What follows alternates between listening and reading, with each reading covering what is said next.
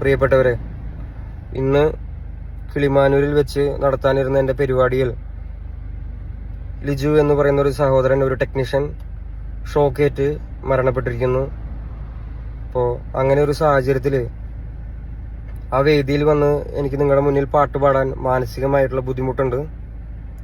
ഇത് ഞാൻ സംഘാടകരുമായും വേണ്ടപ്പെട്ട അധികാരികളുമായി സംസാരിച്ചിട്ടുണ്ട്. എന്നെ കാണാനും കേൾക്കാനും വേണ്ടി ഒരുപാട് നേരമായി കാത്തിരുന്ന ജനങ്ങളുടെ മുന്നിൽ വന്ന് ഇതെനിക്ക് മിണ്ടണം എന്നുണ്ടായിരുന്നു. അപ്പോൾ ജനത്തിരക്കും സേഫ്റ്റി ഇല്ലായ്മയും കാരണം എനിക്ക് നേരിട്ട് നിങ്ങളുടെ മുന്നിൽ വന്ന് ഇത് പറയാൻ പറ്റാത്തൊരു സാഹചര്യത്തിലാണ് ഞാൻ നിൽക്കുന്നത്.